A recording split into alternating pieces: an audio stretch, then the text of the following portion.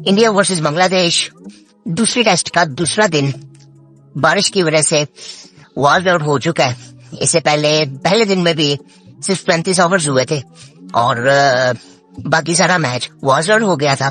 इधर पाकिस्तान में भी चैंपियंस कप में जो दूसरा एलिमिनेटर था वो भी वॉल आउट हो गया था और मार्क फोर्स ने क्वालिफाई कर लिया था वर्सेस पैंथर्स। मतलब जो पहला आपने देखा था क्वालिफायर,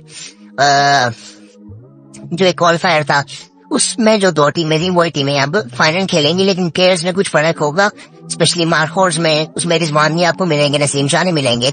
जो भी ऐसे प्लेयर्स हैं जो पाकिस्तान टीम में टेस्ट टीम में थे वो अब उसमें नहीं नजर आएंगे। तार अहमद उसको लीड करेंगे और पैंथर्स की टीम में आपको शादाब खान लीड करते हुए नजर आएंगे अगर वो बीमार ना हुए तो। पिछले 2 मैचेस भी आई थिंक वो नहीं खेले थे, बीमार थे वो, इस वजह से शायद वो नहीं खेले थे। तो अगर वो पूरी तरह से फिट हुए तो वो फाइनल मैच कल खेलेंगे। एक अब थोड़ी सी बात करते हैं कि इस टेस्ट में जो इंडिया वर्सेस बांग्लादेश का, कि इसमें रिजल्ट्स आ सकते हैं कि नहीं आ सकते। रिजल्ट्स अभी भी आ सकते हैं अगर पूरे 3 दिन का मैच हो जाता है तो। उसकी वजह ये है कि इंडिया की बॉलिंग काफी बेहतर है और वो तीनों फॉर्मेट में उनके जो ऐसे बॉलर्स हैं वो खेल चुके हुए हैं। आप सिराज को देखें और बुमराह को देखें, अश्विन को देखें, जडेजा को देखें, तो वो उनको एक्सपीरियंस उस चीज का है और वो इनको आउट कर सकते हैं। इवन अगर बांग्लादेश को आप देखें तो उनकी बॉलिंग मुझे काफी बेहतर लगती है। हालांकि इस मैच में उन्होंने रहीद राणा को नहीं खिलाया जो कि आई थिंक उनकी पेस बड़ी जबरदस्त है। उन्होंने एक्सपीरियंस को खिलाया था जो कि अब आई थिंक अगर मैच कल शुरू होगा बारिश की वजह से आई थिंक है कि बारिश इस मैच में है और इंडिया एक मैच जीत चुका हुआ है और अगर ये मैच बारिश की वजह से नहीं होता या ड्रॉ हो जाता है तो फिर बांग्लादेश ये सीरीज हार जाएगा और इंडिया टेस्ट सीरीज 1-0 से जीत जाएगा। और इसके अलावा आज जेसन गिल्स्पी की भी एक पॉडकास्ट रिलीज की है पीसीबी ने। उसमें उन्होंने, मैं ये नहीं कहूंगा कि बिल्कुल कुछ ऐसी बातें कर दी हैं कि जो कि आई थिंक हम गाइड पहले कभी नहीं किए। उन्होंने हर दफा यही बात करते हैं। उनकी अगर आप बात करें जेसन या गैरी कर्सन की बात करें और ये बातें ना आपको एक सिस्टम के लिए बातें लगती हैं, ये आपको स्पेसिफिक कोई इमोशनल बातें नहीं लगती। हालांकि इसमें उन्होंने थोड़ा सा डिस्कस किया कि यार मेरा ताल्लुक ना ऑस्ट्रेलिया से है, ये इंग्लैंड की स्पेसिफिक सीरीज के लिए ना मेरी भी एक इमोशनल अटैचमेंट है कि हमें इनको हराना है। वो एक साइड भी मेरी इसमें आ जाती है कि आप ये सोचें कि ठीक है पाकिस्तान ये सीरीज जीतना चाहती है और अच्छी क्रिकेट खेलना चाहती है, लेकिन आप ये सोचें कि मैं एज ए ऑस्ट्रेलियन मैं कितना ज्यादा चाहता हूं कि हम ये सीरीज जीते। आई थिंक एक ये चीज आ रही है, ये थोड़ी सी इमोशनल बात है लेकिन उनकी बातें बड़ी लॉजिकल है और वो लॉजिकल बातें वो सबकी अकल को समझ आती हैं। जैसे कि मैं आपको बताऊं, अब ये बातें पहले आई थिंक किसी पाकिस्तानी कोच ने तो आई थिंक नहीं की होंगी, क्योंकि अगर की होती ना तो हमारी बेंच स्ट्रेंथ इस वक्त काफी बेहतर होती। ठीक है, वो क्या थी? वो बड़ी सिंपल सी बातें थी कि यार आने वाले कुछ टाइम के लिए ना जो लॉन्ग टर्म मेरा एक विजन है, एक कोच का एक विजन होना चाहिए। वो क्या होना चाहिए कि मैं कुछ डोमेस्टिक से कुछ बॉलर्स को उठाऊंगा, कुछ बैट्समैनों को उठाऊंगा, कुछ स्पिन बॉलर्स को उठाऊंगा और उनको मैं एक लॉन्ग टर्म उनके सारे एक विजन रखूंगा कि इनको मैं लेके चलूंगा और इनके साथ पूरा इंसाफ करूंगा कि इनको पूरा चांस दिया जाए। और अगर फिर ऐसे कुछ लगा पूरा चांस देने के बाद कि ये परफॉर्म नहीं कर पा रहे, फिर हम कुछ चेंज करने का सोचेंगे, जो कि आपको जनरली अच्छी टीमों में नजर आता है। हमारे पाकिस्तान में ये कंसिस्टेंसी कभी नजर नहीं आई, जरा सा कोई परफॉर्मेंस ना हो या किसी और की किसी के साथ बनते ही तो ये चेंजेस आ जाते हैं पीसीबी मैनेजमेंट में भी और पाकिस्तान क्रिकेट टीम में भी। अब ये बातें इन्होंने की हैं और इससे पहले भी मैं कई दफा ये बात कर चुका हूँ कि पीसीबी तो कप्तान भी चेंज करना चाहता था, शायद व्हाइट बॉल का भी बाबर आजम को भी बदलना चाहते थे, लेकिन आई थिंक ये कोचेस की वजह से हुआ है पॉसिबल कि उन्होंने कहा कि यार चेंज करने की जरूरत नहीं है, उससे कुछ तब्दीली आएगी नहीं। आपके पास इधर कोई ऐसे लीडर्स नहीं बैठे हुए। उन्होंने खैर ये बात तो नहीं कही, लेकिन उनके कहने का मतलब यही होगा कि आप चेंजेस जो आपको चाहिए आपकी क्रिकेट में वो सिर्फ कप्तान बदलने से नहीं आएंगे, आपके जो कप्तान है वो बेहतर है। और ऐसा नजर भी आता है, आप शान मसूद को देखें, हम बाबर को देखें, बाबर का मुझे थोड़ा सा ये लगता है कि शायद हो सकता है, लेकिन आई थिंक ये सही टाइम ही नहीं था। ये फिर वही होता था जो हमने फिर शाहीन के साथ किया था कि उसको एक सीरीज के बाद हटा दिया था और फिर बाबर को दोबारा ले आए थे। वो सेम दोबारा चीज इसके साथ होती और फिर मसले मसाइल ज्यादा हो जाने थे। सुनने में ये भी आया था कि मोहम्मद रिजवान को भी ऑफर की गई थी, तो उन्होंने शायद मना भी किया था, लेकिन ये आई थिंक कोई पब्लिक में ऐसी कोई बात हुई नहीं और ऑफिशियली कुछ ऐसा कुछ है नहीं। लेकिन शायद कोई पीछे से पीसीबी ने कोई ऐसी बात की हो। पहले पीसीबी भी ये चाहता नहीं था कि मोहम्मद रिजवान कैप्टन बने। मतलब पीसीबी के भी मोस्ट ऑफ द लोग हैं वो ये नहीं चाहते थे। उसकी सबसे बड़ी वजह ये है कि कुछ ऐसी ये उनमें से है कि जो आई थिंक किसी को इन्होंने खुश नहीं करना, यस मैन नहीं है। जो ठीक है ये पूरी कोशिश करते कि अपनी अकल के मुताबिक मैं वही करता। मैंने बड़ी इंटरेस्टिंग चीज सुनी थी जिसके बारे में बहुत दफा पहले बात कर चुका हूँ कि ऑस्ट्रेलियन टीम कि वो जब उनके ना बैट्समैन अलग डिस्कस करते हैं कि हमने ये मैच कैसे जीतना है, बॉलर्स अलग डिस्कस करते हैं, तो ये चीज मैंने अभी रिसेंटली मोहम्मद रिजवान ने भी बताई थी कि हम ऐसे करते हैं। सो ये एक बड़ी अच्छी चीज है कि सब मैच की और मैच को जीतने की रिस्पॉन्सिबिलिटी सब कैसे लेते हैं। ये एज ए टीम ठीक है, टीम गेम बिल्कुल है, लेकिन आपकी इंडिविजुअल भी एक जिम्मेदारी होती है। आप अपने कैप्टन खुद होते हो जब आपने बॉलिंग करनी है, जब आपने बैटिंग करनी है, या एज ए फील्डर भी। सो वो चीजें आपने खुद कुछ फैसले करने होते हैं जो कि आई थिंक ऐसी चीजों में होती हैं कि जहाँ पे सब जिम्मेदारी उठा रहे हैं कि मैंने ये मैच किस तरह से जिताना है अपनी टीम को। सो ये चीजें आई थिंक देख के बेहतर लगता है और ये फिर किसी कहीं और नजर भी नहीं आता। और इससे पहले कप्तानी की अगर बात करें तो सिर्फ फराज अहमद में भी काफी ऐसी चीजें नजर आती थी। उनका एक्सपीरियंस बहुत ज्यादा था एज ए कैप्टन, वो बहुत अर्ली एज से कैप्टनसी कर रहे थे। सो वो उनका एक्सपीरियंस इतना ज्यादा हो गया था कि वो उनके फैसले वो उनके गेम में नजर आते थे। सो खैर ये फॉरेन कोचेस इसीलिए जरूरी है। गैरी कर्सन की भी ये सेम चीज है। आपको कोई इतने ज्यादा खास चेंजेस नजर नहीं आएंगे। मैं इसमें बड़ा एक्साइटेड हूँ कि मैं देखना चाहता हूँ कि पाकिस्तान की व्हाइट बॉल की टीम क्या बनती है, क्योंकि उसमें हमें बॉलर्स अभी चाहिए। उसमें आपको कुछ एक दो बॉलर्स नए नजर आएंगे, मे भी आपको आकिब नजर आए, मे भी हसनैन आपको नजर आ जाए, हो सकते हैं ऐसे बॉलर जो आपको नजर आएंगे उसमें। सो मैं वो देखना चाहता हूँ कि उसमें से कुछ इसी मुझे थोड़ा सा एक चीज ये लग रही है ना, वो भला क्या, वो मुझे थोड़ा सा नुकसान क्या लग रहा है। जैसन देशवी ने भी बात की, मुझे अभी एक सीरीज हुई है और मैं एक सीरीज की बेस पे किसी को बाहर नहीं कर सकता और मुझे पूरा चांस देना है।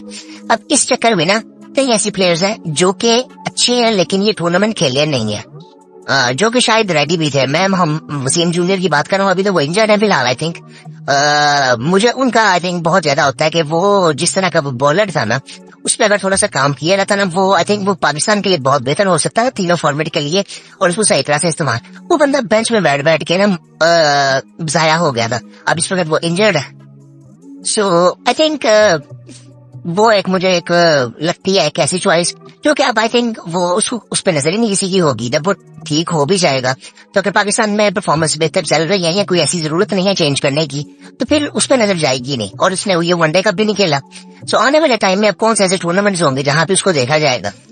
सो ये सारी चीजें अब जहन में आती हैं, व्हाइट बॉल में भी और रेड बॉल में भी। फॉरेन कोचेस की अच्छी बात यह है कि वो एक सिस्टम की बात कर रहे हैं और उनका तरीकाकार भी यही है। हम लोग जो ऐसे समझते हैं ना कि हर चीज का ना हर बंदे का ना एक अलग कोई फॉर्मूला होता है और उसके ये वो फला चीजों के स्टैंडर्ड तरीके होते हैं। आपको बेसिक्स अपनी ठीक रखनी है, आपको सिस्टम्स बनाने हैं, लोग वो खुद ही फिर उसको फॉलो करते करते जब एक बंदा आता है ना वो अपना फलसफा लेके आएगा, सो वो फिर अगला बंदा आएगा वो अपना फलसफा लेके आएगा, जो कि हमारी क्रिकेट में होता रहा है, हर जगह भी हमें नजर आता है वैसे तो। सो वो उस तरह से फिर कोई सिस्टम बनते नहीं है, जो कि नहीं बना कभी। अभी ये बात हो रही है, इवन जेसन गिल्स्पी ने बात की कि यार मैंने इनसे पूछा गया कामरान गुलाम का है मोहम्मद अली ये दोनों पिछले स्क्वाड में थे और कामरान गुलाम तो बेंच में थे लेकिन ये खेले थे मोहम्मद अली। सो उनसे पूछा गया तो उन्होंने कहा यार हमने उनसे बातचीत की है, उनको अपना विजन बताया कि हम उनको किस तरह से लेके चलेंगे। सो कोई ऐसी बात नहीं है, मतलब तरीके से ये चीजों को लेकर चला जा सकता है, ऐसे बिल्कुल नहीं किया जा सकता। कि वो एक तरह से ठीक भी थी। मैंने पहले भी ये बात की है कि अगर आप कामरान गुलाम को खिला भी लेते, अगर टीम में रख भी लेते स्क्वाड में, तो शायद उनको खिलाया नहीं जा सकता था। उसकी वजह यह है कि आप उनको किसकी जगह पे खिलाते। ओपनर वो उनमें से कोई करेगा जो पहले कर रहे थे।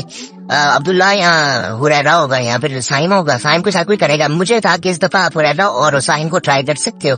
और उसके बाद शान आ जाएगा, शान के बाद बाबर आ जाएगा, बाबर के बाद सऊद आ जाएगा, सऊद के बाद रिजवान आ जाएगा, रिजवान के बाद आगा आ जाएगा, और आगा के बाद आगे बॉलर शुरू हो जाएंगे। तो कामरान गुलाम को कहाँ पे खिलाते हैं? उनका जो नंबर है वो चौथा नंबर है, वो सऊद शकील का। अब सऊद शकील को अभी हटाया नहीं जा सकता। अभी कोई अगर 2-3 मैचेस हम पीछे चले जाए, उसने बांग्लादेश में भी एक शो किया था।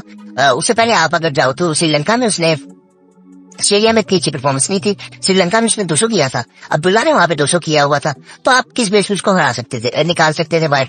सो ये सारी चीजें देखने वाली तो है। अब फिर उसके बाद आती है आगा। आगा ये परफॉर्मेंस आई थिंक मुझे जो कि मुझे पहले भी मैंने देखी थी, उसकी पीएसएल में भी देखी थी कि उसने जिस तरह से पिछले साल बैटिंग की थी, हालांकि उसके रन्स मुझे कम लगे थे, मुझे लगा था वो रन ज्यादा करेगा और उसको करने चाहिए थे जिस तरह का प्लेयर है। और जिस तरह से इसने ये चैंपियंस कप में कुछ 2-3 गेमें आई थिंक ऐसी नजर आई है कि जो एंड पे विकेट्स गिर चुकी थी और ये लेके जा रहा था जीत की तरफ, अपनी टीम को जीत नहीं सके, फिनिश नहीं इसने अच्छा किया, लेकिन बाकी टीमों में जो नजर नहीं आ रहा था वो इनमें नजर आ रहा था, वो मेच्योरिटी इसमें नजर आ रही थी। आपने इफ्तिखार को देखा नहीं, वो फिनिश वो बिल्कुल भी नहीं कर सके, लेकिन ये उस सब में सब बेहतर नजर आ रहा था। जिसपे हम फिनिशर अब्दुल समद को भी देख रहे थे, वो तो अब बहुत अर्ली है अभी मुझे लगता है।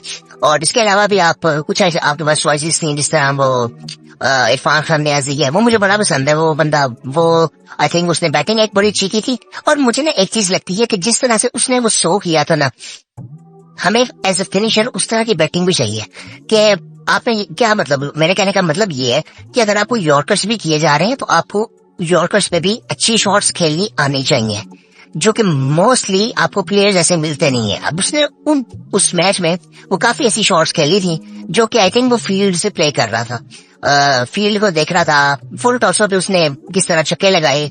सो ये सारी चीजें ना आई थिंक देखने वाली हैं। एक फील्डर बड़ा अच्छा है। सो ये कुछ चीज लोग आपको नजर आते हैं जो कि आपको व्हाइट बॉल में आई थिंक चाहिए। और आगा की रिप्लेसमेंट आपको कोई नजर ही नहीं आती। उसकी परफॉर्मेंस ऐसी है कि वो टीम में होना चाहिए, मुझे लगता है। उसको भी आप आई थिंक उस तरह से बाहर कर नहीं सकते। सोच कि उस तरह से परफॉर्मेंस उसकी नजर नहीं आई टूर्नामेंट में भी, और इससे पहले भी बांग्लादेश में भी उसको ज्यादा परफॉर्म करना चाहिए था, जिम्मेदारी से ज्यादा खेलना चाहिए था। बाबर ने अभी परफॉर्म नहीं किया पिछले टेस्ट जितने भी टेस्ट मैच हुए। सो उस पर अभी ड्यू है काफी चीजें, हालांकि उसने 100 कर दिया था, यहाँ पे 50 भी आई थिंक किए। सो उसका डिसेंट ये चैंपियंस कप रहा है। सो ये सारी चीजें अब थी। अब ये फॉरेन कोचेस की वजह से ना एटलीस्ट ये कुछ टाइम के लिए ये चीजें जो होंगी ना, कि एटलीस्ट को सिस्टम बन जाए, शायद ये सिस्टम बन जाए। हालांकि मैं कुछ एनालिसिस देख रहा था, कुछ लोग हैं जिनको मैं फॉलो करता हूँ, वो उनका भी फिर यही था कि अगर हिस्ट्री को हम देखें, सो हिस्ट्री कहती है कि यार ये चीजें लंबी चल नहीं सकती पाकिस्तान में, जो कि चलनी चाहिए। इस दफा कई चीजों के बारे में नकवी साहब ने बात भी की थी कि यार इनको मैं कॉन्स्टिट्यूशन में डालना चाहता हूँ, ताकि ये सिस्टम्स फिर आगे आगे फॉलो हो, चेंज लाइन को किया जाए। काफी चीजें हो सकती हैं, बट वो पता नहीं होंगी कि नहीं होंगी। उससे पहले मुझे लगता है कि मैनेजमेंट को आपको साफ करना पड़ेगा। मैनेजमेंट में बहुत घटिया लोग हैं अभी भी, जो कि आई थिंक हर तरह से वो, जिस तरह आपने अभी रिसेंटली देखा भी है कि हम उतने प्रोफेशनल नहीं है। फखर जमान ने जो बातें की, और ये फखर जमान ने सिर्फ बात बोला, बाकी ये मसले भी बहुत ज्यादा होंगे मैनेजमेंट में, इससे ज्यादा मसले होंगे। और ये प्रोफेशनलिज्म नहीं होता, ये बस ना हम एक दूसरे से ना बस ईगो के चक्कर में ना एक दूसरे को बस आकर अपनी इतनी ऊपर ले जाते हैं कि बस एक दूसरे को पसंद नहीं करते तो हम हर चीज ही पार कर देते हैं और प्रोफेशनलिज्म नजर बिल्कुल भी नहीं आता। सो आई थिंक मैं इसलिए कहता था कि मैनेजमेंट में भी हमें फॉरेनर्स की जरूरत है, जो कि सिर्फ लॉजिकल थिंकिंग, क्रिटिकल थिंकिंग, सिर्फ लॉजिकल फैसले करे। हमें नहीं चाहिए कि इमोशंस। अभी जहाँ पे लॉजिक की जरूरत है वहाँ पे लॉजिक्स रखो। आप मेंटोर रख सकते हो कोई स्पेसिफिक टूर्नामेंट के लिए, उसके लिए आपको मेंटोर रख लो जो कि आपको इमोशनली थोड़ा सा आपको बूस्ट आपको दिलाए, या आपको थोड़ा सा इंस्पायर करे कि यार हमें क्या चीजें जरूरी हैं, इमोशनली क्या चीजें जरूरी हैं, आप वो कर सकते हो। नहीं तो आप कोई साइकोलॉजिस्ट रख सकते हो। साइकोलॉजिस्ट की आई थिंक कई लोग कहते हैं कि इनको बड़ी जरूरत है। मैं पर्सनली वैसे मुझे कोई इतना मुझे नहीं वैसे लगता कि मुझे ये नहीं लगता कि मैं अगर अपनी पर्सनल आपको देखूं तो मैं आई थिंक पसंद नहीं करूंगा साइकोलॉजिस्ट अपने लिए किसी भी चीज के लिए। शायद मैं उस तरह से चीजों को क्रिटिकली देखता हूँ, इसलिए मैं कह रहा हूँ। लेकिन शायद कहते हैं उस लेवल पे जरूरत तो है, जिसकी सेंस बिल्कुल बनती है कि हमारे खिलाड़ी ना उस तरह से उतने पढ़े लिखे भी नहीं है, जो कि वो लॉजिकली सोचते नहीं है चीजों के बारे में। सो वो जब वो उनको एक अलग एंगल से चीजें दिखाई जाएंगी साइकोलॉजिस्ट के थ्रू, और उनको माइंडसेट बताए जाएंगे, तो शायद वो उस चीज को बेहतर समझ सके।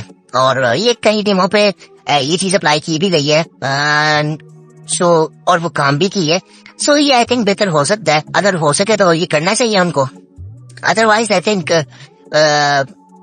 ये जो रमीज राजा साहब भी करते थे अपने टाइम में स्पेसिफिक टूर्नामेंट के लिए ना कोई मेंटोर रख लेते थे, जो कि आई थिंक इनको जरा इंस्पायर करे और इनके कॉन्फिडेंस को जरा बेहतर करे। सो आई थिंक ये बड़ी जरूरी चीजें होती हैं। बाकी ये फॉरनर कोचेस की आई थिंक ये इस वक्त मुझे लगता है कि इस वक्त बेस्ट चॉइस थी। इनसे बेहतर नहीं फिर कुछ हो सकता। अगर अभी हम ठीक ना हुए ना तो इनसे बेहतर फिर क्या होगा? आप किसको उठा के ले आओगे जो कि आके पाकिस्तान क्रिकेट को बेहतर करेगा? अब तो बस नीचे कुछ पड़ा नहीं हुआ, बेंच पे कोई बैठा से बैठा नहीं है जो कि आके ऐसी परफॉर्मेंस दे देगा कि आपको कोई बड़ा टूर्नामेंट जिता देगा अकेला। सो ऐसा कुछ भी नहीं है। आपके कोचेज ये आई थिंक सबसे बेस्ट चॉइस है। मैं तो बहुत इस चीज को प्रमोट करना चाहता हूँ कि जी आपको फॉरेन कोचेज रखने चाहिए, स्पेशली पाकिस्तान में। हाँ, आप अपने लोकल कोचेज को ट्रेन करो, लेकिन हमारी एक इमोशनल अटैचमेंट हो जाती है हर चीज से, जिससे हम फैसले बेहतर कर नहीं सकते। पिछले 3-4 सालों में हमने हर चीज कुदरत के निजाम पे छोड़ी हुई थी कि हम मेहनत कर नहीं रहे हैं और कुदरत के निजाम पे हमने छोड़ी हुई थी। तो आज वो उसका हमें सिला मिल रहा है कि जी हम जो मेहनत कर नहीं रहे थे उससे हम फिर जो रिजल्ट्स मिल रहे हैं अब आपके पास कुछ भी नहीं पड़ा होगा। सो अभी कुछ बेसिक चीज, अब इसमें भी कुछ बेसिक चीजें ठीक होंगी। आप क्या करोगे? डीएसपी ने क्या कहा या गैरी कर्सन ने क्या कहा कि यार हमें एक पूल ऑफ प्लेयर्स चाहिए, जिनको मैं वाइट बॉल में अगर बात करें तो हमने एटलीस्ट चैंपियंस ट्रॉफी तक लेके चले, और उसके बाद अगर टेस्ट की बात करें सो उसमें हम पूरी WTC की एक साइकिल है उस तक लेके चले। सो ये आई थिंक ये अच्छी चीजें हैं। अब इसमें चांस मिला है, अब कई लोग कह रहे हैं ये टर्निंग पॉइंट हो सकता है, जो कि ग्लिसपी ने भी आई थिंक कहा ये हो सकता है, बिल्कुल हो सकता है, क्यों नहीं हो सकता। अब उसमें भी एक इमोशनल साइड पर औरत है, इमोशनल साइड भी कई जगह हेल्प करती है, लेकिन आपको पता होना चाहिए कि इसको मैंने कैसे इस्तेमाल करना है। मतलब आपको जिस तरह अपना गुस्से का इस्तेमाल करना सही जगह पे आना चाहिए। सो इसी तरह ये चीजें ऐसी हैं जो कि आई थिंक उतनी अवेयरनेस हमारे प्लेयर्स को नहीं होती जो कि होनी चाहिए। उस तरह से एवोल्यूशन उनकी मेंटली नहीं होती, कोई एजुकेशन नहीं होती। सो इस तरह से ये चीजें फिर आगे जाके खराब भी होती हैं। बाकी आई थिंक यही आज बात करनी थी। वो डे 2 उनका वॉश आउट हो गया था। श्रीलंका भी आई थिंक बेहतर परफॉर्म कर रहा है, वो भी मैच जीतने वाला है और उन्होंने फॉलो ऑन करवा दिया हुआ है न्यूजीलैंड को। और इसके अलावा आई थिंक आयरलैंड की एक सीरीज हो रही है साउथ अफ्रीका के साथ, कोई शायद वो जीत गया है साउथ अफ्रीका मैच, T20 था उनका। सो ये आई थिंक थोड़ी बहुत क्रिकेट चल रही है। और पिछले वीडियो में हमने बात की थी, वीडियो कह रहा हूँ, पिछले क्या कहते हैं ऑडियो पॉडकास्ट में हमने बात की थी कि इंग्लैंड वर्सेस ऑस्ट्रेलिया ने जो मैच जो इंग्लैंड ने आई थिंक जिस तरह से हराया था, वो आई थिंक हमें देखनी चाहिए वो चीज। वो अलग लेवल की क्रिकेट भी खेलते। मतलब मैं खुद बात कर रहा था कि जब पहले जो मैच ऑस्ट्रेलिया जीती, मैं कहा यार इन्होंने कहाँ से इनको जीतने देना है, इतनी यंग टीम है। वो उन्होंने फिर बताया कि किस तरह हम जीतते हैं और जिस तरह से उसने स्टार्क को मारा। स्टार्क ने वैसे पहले भी कई दफा मार खाई हुई है, तो उसके जहन में काफी चीज चल भी रही होंगी कि यार मेरा रिटायरमेंट का टाइम तो नहीं आ गया। सो उसको मार तो पड़ती है, उसको रोहित शर्मा से मार पड़ी हुई है, उसको फखर रहमान से मार पड़ी हुई है। सो उसको मार जब पड़ती है तो पड़ती तो है। सो यहाँ पे भी उसको 28 रन उसने मारे थे लिविंगस्टन ने। सो आई थिंक मजा काफी आया था उस मैच में। और जिस तरह से उसने 39 ओवरों में 300+ रन कर दिए थे उन्होंने, और बाद में इन्होंने भी सारा अच्छा किया था, लेकिन नहीं हुआ था तेज, जल्दी आउट हो गए थे ये भी सारे। प्रॉपर कोलैप्स हो गया था एक, जो कि जनरली इन टीमों से कम नजर आते हैं। लेकिन फाइनल मैच है जो कि और ज्यादा इंटरेस्टिंग हो जाएगा, और उसमें फिर आई थिंक मुझे लगता है कि ऑस्ट्रेलिया अपनी पूरी जान लगा देगा। वो इस तरह के मौके भी छोड़ते नहीं है, वो भी पूरी जान लगाते हैं, और आई थिंक फिर मजा आएगा। बाकी फिर आपसे मुलाकात होती है।